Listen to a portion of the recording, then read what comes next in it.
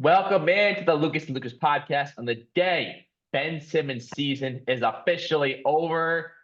I mean, the Nets have been saying for a while this is a day-to-day injury.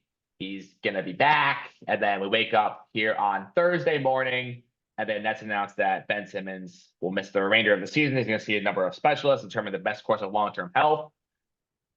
I can't say I'm surprised. Mike, what is your reaction to Ben Simmons only playing 15 games for the Brooklyn Nets in the 2023-24 season? I'm going to take my glasses off for this answer, Frank, because I'm serious. It's what we should have expected the whole time. And I am an idiot, frankly, for believing that anything would change. And even after this is now going on 3 seasons of Ben Simmons not being able to put together 2-3 games in a week during an 82-game season, like, Ben, this isn't the NFL. It's not 1 game per week and move on. This is an 82-game season. It's beyond frustrating. We came on this same podcast about a month ago, Frankel, and talked about how Ben Simmons unlocks the full potential of this Nets team. He was coming off his first game back. He almost had a triple-double. The Nets had played better than they had in quite frankly, a couple weeks. And to see him come back, show what he can do, then all of a sudden just crumble, especially after hearing the reports how Jock Vaughn was trying to design game plans for him, which pissed off the rest of his teammates. I look at this big picture, Frank, and I understand that one move led to another, which led to another. But the Nets going after James Harden to create the big three has led to catastrophic results on the back end. I don't blame Sean Marks for making the move. I think when you have a chance to get a star like that, to make a big three, which should have dominated the league, but for other reasons it did not, I'm all for that decision. But in hindsight, every little thing that could have gone wrong since that move, Frank, has gone wrong. And it's been one gut punch after another gut punch after another in our fall back to the basement of NBA relevancy. The most hilarious thing about this, and I'll address some of the things you said there, but on February 27th, there was a quote from Ben Simmons that he said, "I'm going to give this team everything I got, regardless of how I feel." Proceeded to not play a single game the rest of the season.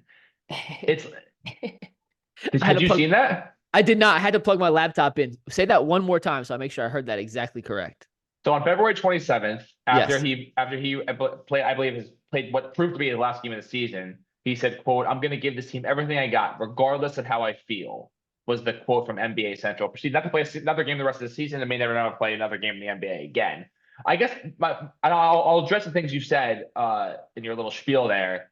But I guess the first question is, because when the Nets were ruling Ben Simmons out after, he came back and was playing February 26th, his last game, he said, "Oh, knee injury," and then all of a sudden the other day, it's a re-aggravation of the lower back impingement, the same injury that forced him to miss 3 months. As soon as I heard that, I was like, all right, you knew it was done. Again.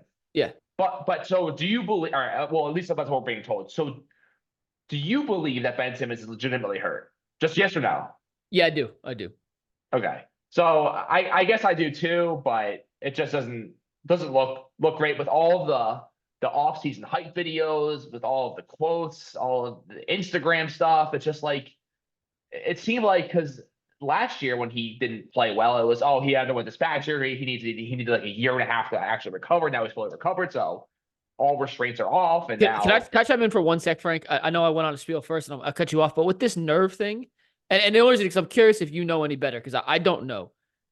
I played basketball at Emerson. We had a ton of different injuries on the team, but it was never a nerve injury.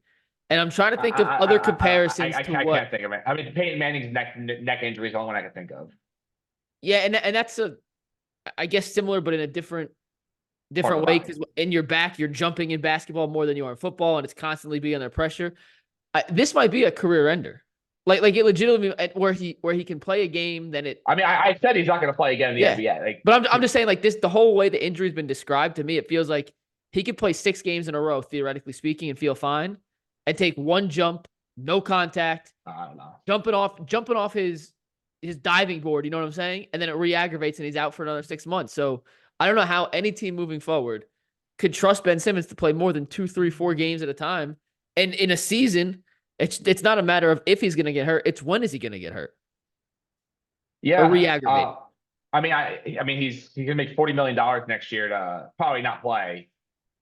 Maybe he'll play a couple games, and he's so talented that, like, you'll see him play a game and you'll be like, oh my God, Ben Simmons. But then, the inevitable is going to happen again. So I guess the first question is, like, when the Nets traded for Harden, because listen, I am obviously hindsight 2020, but I guess when the trade first happened for James Harden, when the Nets acquired him from the Rockets, I was like, oh no, don't do this, don't do this. He's a clear franchise killer. And then when he played for the Nets, I was like, oh my God, he's the best player I've ever seen. He might be the best net in franchise history. And now here we are 3 years after the fact.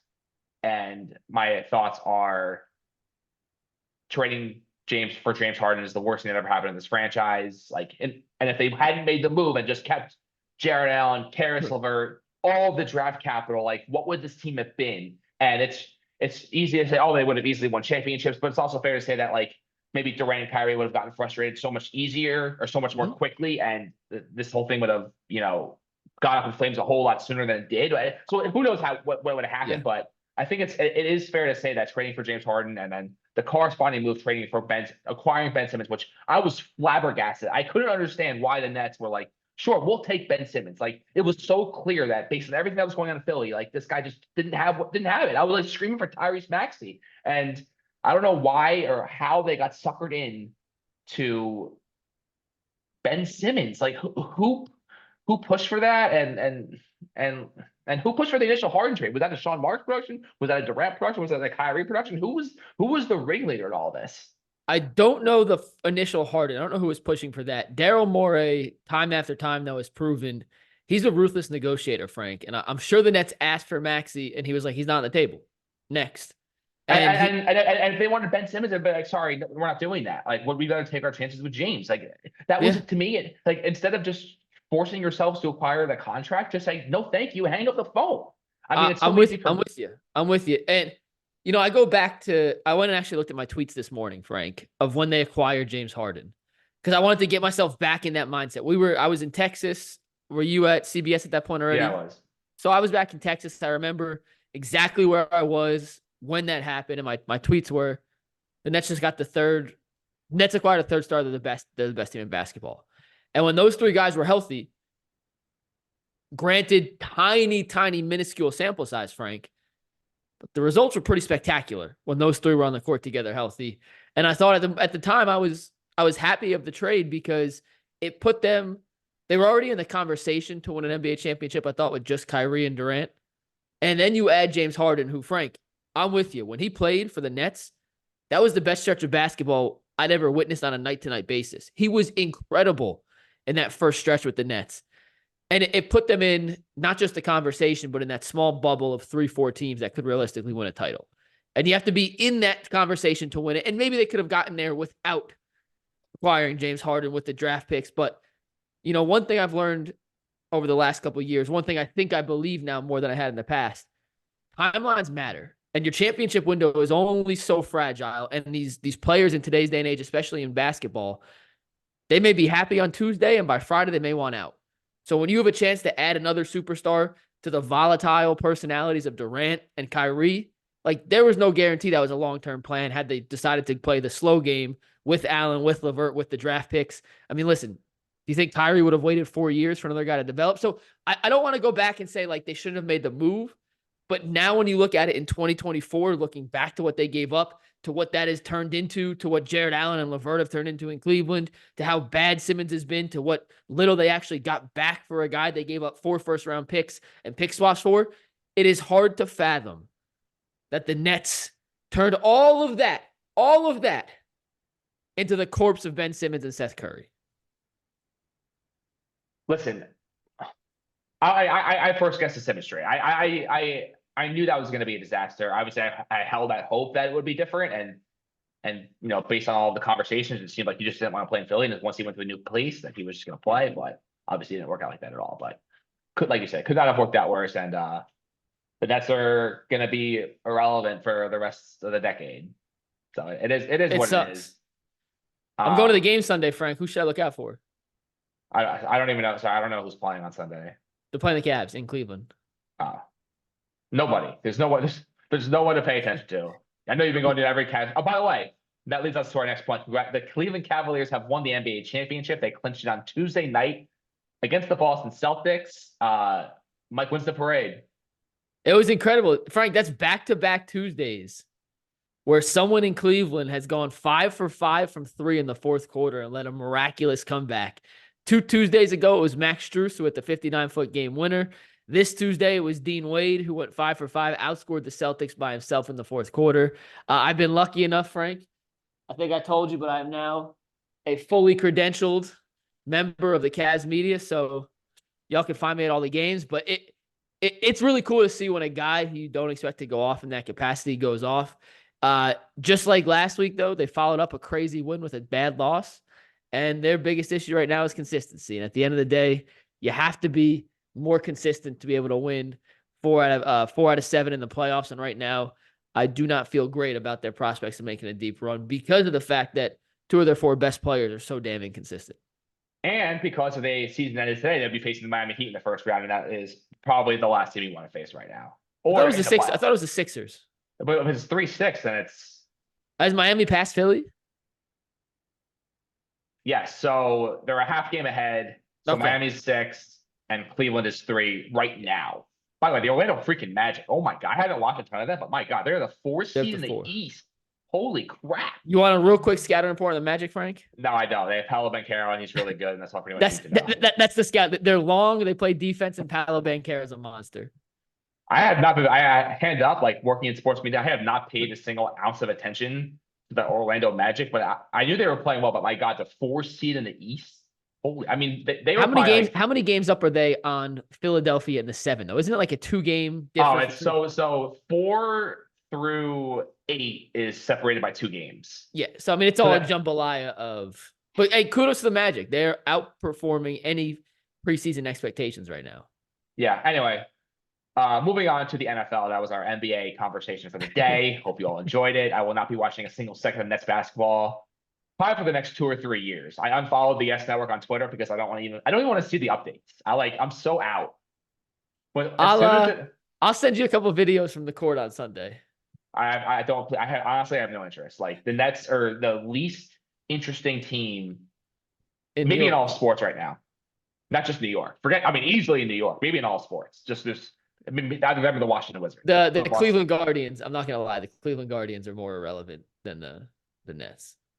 Well, we'll see about that. But to the National Football League, where the Buffalo Bills, coming off a devastating AFC Championship, AFC Divisional Round loss to the Kansas City Chiefs, have, granted, they were over the cap. They had to make moves, but my God, no Jordan Poyer. Micah Hyde's probably not going to be back. They cut Tre'Davious White and Mitch Morse. I mean, they basically cut their entire secondary, and I get they had to do what they got to do to get under the cap, but my God, the Buffalo Bills are going this way. They're going to be passed by the New York Jets and the Miami Dolphins in the AFC East. And as great as Josh Allen is, this is a true embodiment of why having a quarterback on a rookie contract is so valuable. And the Bills are taking a huge step back. And if I'm a fan of the team, I'm so disheartened at what I'm seeing right now, because this is not how championship level teams, I believe, should be operating. Granted, I'm not a capologist, so I can't speak to exactly, the true situation they were in, but just looking at big picture, like getting rid of these core pieces to your team, that can't possibly go well. Yeah, it's tough. It's the reality when you pay a quarterback, but more than the quarterback, Stephon Diggs' contract is what's killing them.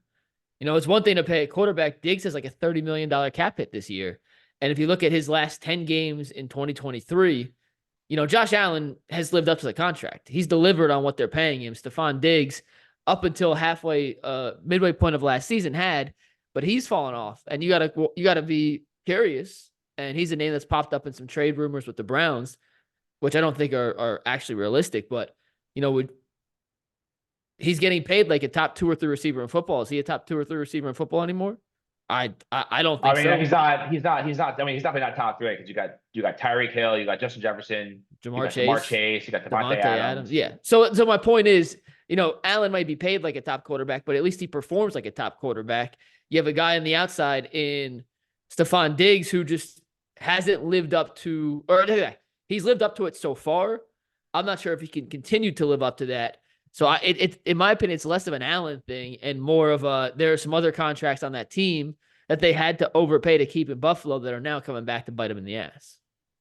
Yeah, it's an unfortunate situation for them because, they're obviously one of the most, torrid fan bases there is, given how close they routinely get to, getting to a Super Bowl, winning a Super Bowl. And obviously everyone knows about what happened in the 90s with that. But I can't say I feel bad for them, but it's got to be a rough time being a Buffalo Bills fan right now. As for Wait, Russell, wait. Before we do Russ, I got a Jets question for you. One guy I have circled on the free agency radar for the Browns is Jets pass rusher Bryce Huff. he's been Thoughts on him? So when he gets on the field, he is. I mean, when he's on the field, he is one of the most elite pass rushers in the league. The issue is with the Jets is that he only played he was basically only a third down guy. So the big question about him is, can he be an every down player? What does your gut say? I mean, it's a tough situation because he's in line for a big contract, or at least much bigger than I believe he was an undrafted free agent when he came to the team. Yeah, he's gonna get 10-ish mil a year. So it's a big commitment for a little bit of an unknown commodity because he has really splashed when given the opportunity. It's just a matter of well, would it be wise to give him the bag and then he goes out and he turns into a Brendan Golson type player that becomes unplayable? I don't know. So it's kind of that weird situation where a guy is due for a big contract. There's still big question marks, and you give it to him. Is he gonna live up to it, or is he just gonna crash and burn? So it's a risk. It's nothing's obviously guaranteed, but he's a guy who's worked extremely hard and gotten himself in a position to earn a lot of money after look when he entered the league, he wasn't going to be much of a thing of anything. So he's got a lot of potential, but given the fact it's such a small amount of playing time, how will that translate? Who knows? Could be great, could be all horrible, could be in the middle. Who knows? So it's a tough decision to make, and I don't know what the Jets are going to do just because they are in a tough cap situation and there are so many other needs on the team that I don't know if they're going to bring him back. But listen, he's a guy who's flashed a lot, and obviously the stats speak for themselves with Bryce Huff. So I don't know. I think he'd be a good fit. That's the only reason I was asking. Anyway, the Denver Broncos decided to release Russell Wilson, or they're going to do it once the new league year starts. And you look at his stats, especially this past season, over 3,000 yards, 26 touchdowns, 8 interceptions, played 15 games. Granted, the Broncos have not had the team success they were hoping for, but I mean, if you're gonna, and I'm not saying they made a horrible decision here, but who are you bringing in that's better? And Russell Wilson has shown that he can play and he can put up stats. I guess he must have really fallen out of favor with Sean Payton, but I was really surprised. Granted, I know they benched him in the middle at the end of last season, but just to think that this guy can't play anymore and to just eat all that money is, I think, a highly questionable decision. So here's my 2 cents on Russ Wilson. They hired Sean Payton, paid him a ton of money to come in. It's very rare that a team picks a head coach over a quarterback. The Broncos are clearly picking Payton over Russ here. Payton must have come to the conclusion that with Russ, their ceiling was middling. He could not get to where he wanted to go with Russ. Whether you agree or not, Sean Payton must have come to the conclusion that with Russ, our ceiling is X, and I think this team is good enough to be at Y, right? I mean, when they got him, the thought was they had a Super Bowl caliber roster. It was kind of like Stafford to the Rams. It was they just put him in and it'd be great, but misevaluation. So in my mind, they're looking at the situation now as either Jared Stidham or they draft a quarterback. At least start the clock towards the next guy so you can figure out, can we reach higher? Now, they're going to pay a ton of money in dead cap, but if they do draft the rookie quarterback, let's just say J.J. McCarthy, for example, Frank, at the end of the day, because J.J.'s on a rookie contract and you have Wilson's dead money, the overall money you're spending in the quarterback room is not crazy. You know what I'm saying? Because the rookie contract plus Wilson. But his numbers look fine, but I want to read you a couple numbers when you dig deeper than the traditional box score. Now he's putting the glasses back on, so now you know he's not being serious anymore. No, I just can't read off my screen without these. So from Russell Wilson last year, now mind you, he threw for 3,000 plus yards, 26 touchdowns, 8 interceptions. On paper, that looks great, right? You live with that. Here's some advanced statistics from Russell Wilson. 27% of his passes last season were behind the line of scrimmage. That is the highest rate of passes behind the line of scrimmage since the year 2005. Number 1 out of 509 quarterbacks. Wow. He threw 62% of his passes, Frank, within 5 yards of the line of scrimmage.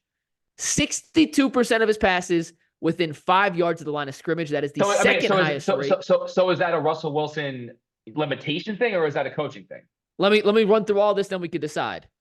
To me, it says Sean Payton had no confidence in Wilson's ability to throw the ball in the middle of the field. Only 26% of his passes, only 26. So a quarter of his passes were between 5 yards and 15 yards downfield. That is the lowest out of 509 quarterbacks since 2005. Last season was essentially all underneath passes and then the occasional bomb, the occasional moonshot, which he hit on a few, got bailed out by some great Cortland Sutton catches, but the numbers by themselves look fine. To me, it was clear, and I watched a decent number of Broncos games because they were in the same playoff race as the Browns, and they did play the Browns in the midseason.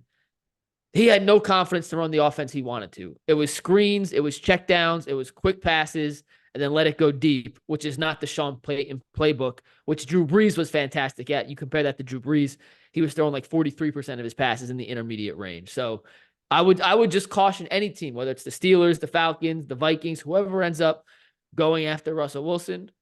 He's not terrible, but he's certainly not the quarterback you remember from like 2013 to 2018-19 with the Seahawks.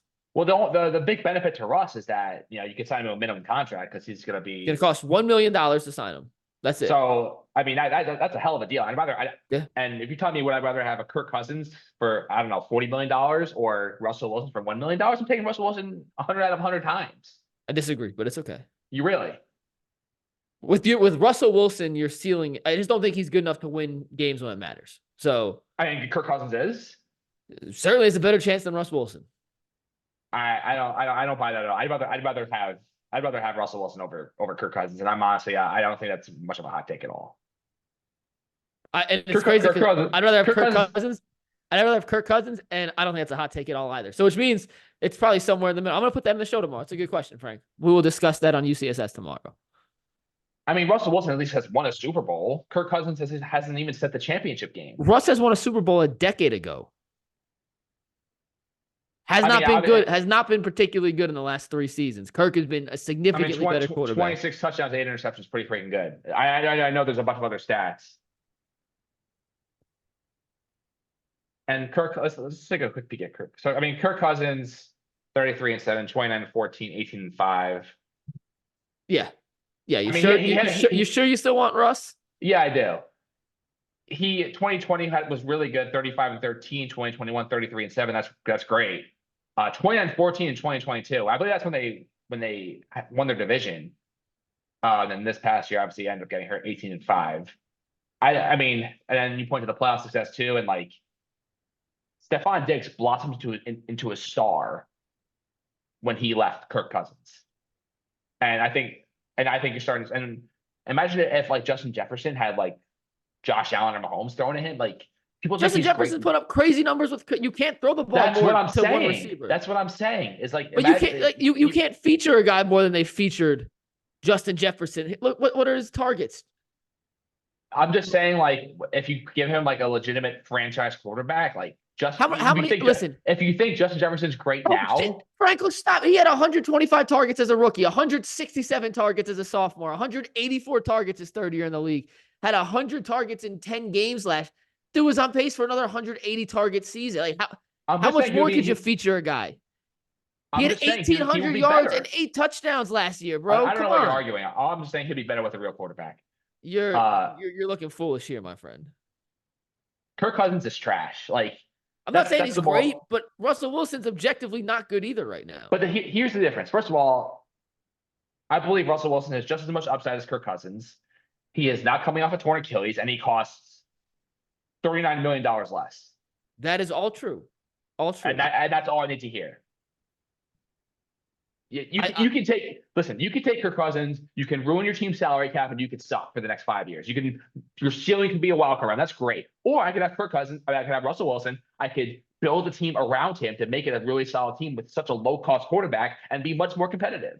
So that's the direction I'm going. And if your quarterback still sucks, you're going to win 8-9 games, and that's the ceiling. So at least I'll have the flexibility to do stuff. Look at the teams that made the playoffs, Frank. Outside of Brock Purdy, who's the exception here, everyone else is paying their quarterback. Like the guys who win are usually the best quarterbacks in football. So, I mean, Steelers are an anomaly. The Browns, I mean, who knows what the hell's going on with their quarterback situation. The Texans, Stroud's on a rookie quarterback contract. And then in the NFC, Dak, Goff, Baker. Baker was on a really cheap contract. And do they have a chance to win a Super Bowl?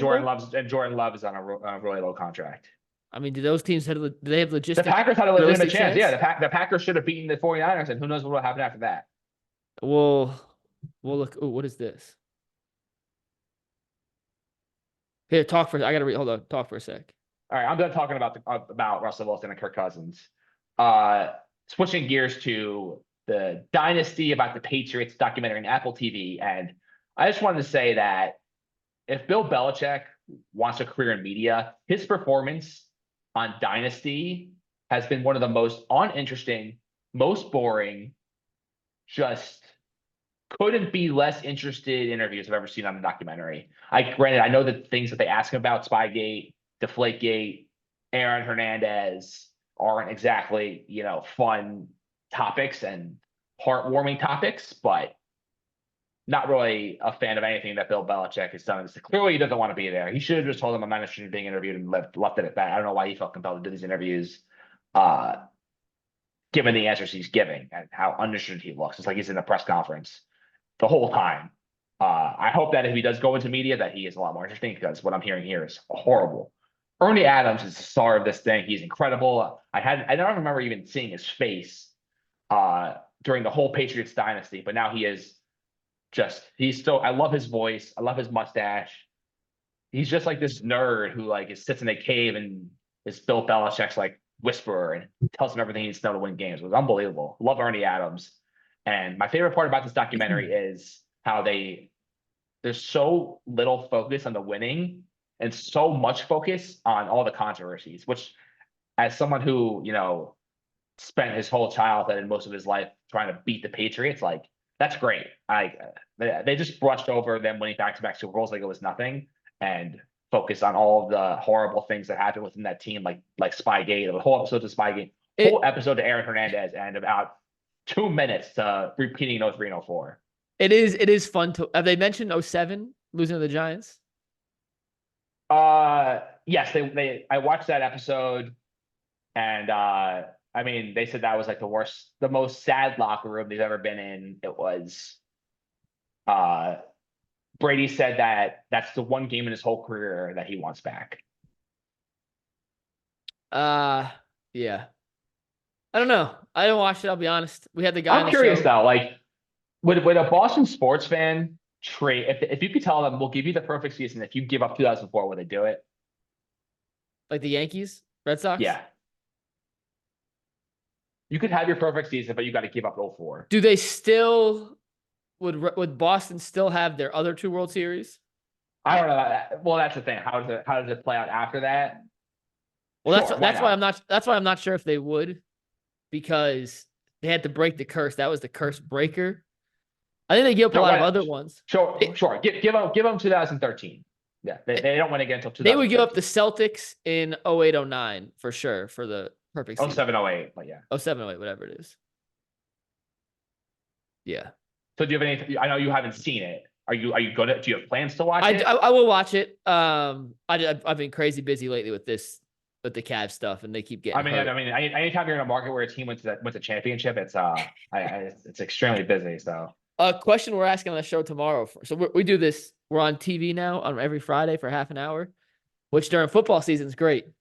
Outside of football season, trying to find some content to fill is not ideal. So tomorrow I'm asking the question: would a Cleveland fan trade 2 Cavs championships and 1 Guardians World Series, so 3 titles for 1 Browns Super Bowl? Absolutely.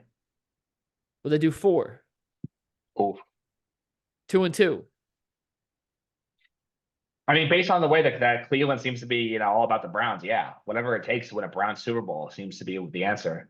I think it's going to be a split. I think I'm going to get 2-2 answer. I think 2 people tomorrow will say, yes, I would trade 3 titles for the other teams for 1 Super Bowl. I think 2 are going to say, no, I wouldn't. So I'm not sure what the number is. How many? You've never seen your team win a championship, but would you trade? Well, you did. You seen the Yankees. I take that back. I've seen the Yankees, I've seen and the Devils, Would you trade? and I've seen Gotham FC.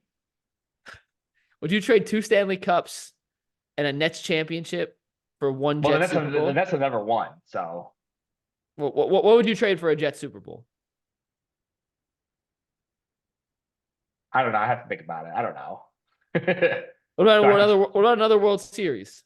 Well, if you like say like if the Yankees never win another World Series the rest of your life, but the Jets win 2 Super Bowls, would you do it? Probably not. It's an interesting question. Ask your guys. The idea of like never winning again is so like daunting and so like it takes all the potential like joy out of it that I don't know if I could accept that. Like you told me the Yankees never win another World Series the rest of my life, but I'm guaranteed to get a Jets Super Bowl before I die. I don't think I can do that. It's a good question. No, it's not good. I don't like thinking about that kind of stuff. But that's gonna do it for this edition of Lucas podcast. And let me just say for the record that we are done talking about the Brooklyn Nets for the foreseeable future and possibly never talking about them ever again. So if you're looking for Nets content, you can go somewhere else. I'm bringing a Nets coach as my +1 to your wedding. A Nets coach? I'll bring an assistant coach. I'll bring Jock Vaughn. Oh, Jock Vaughn's not on the staff anymore. So. Oh, well, I'll find him. It's my date. See y'all next week. Later.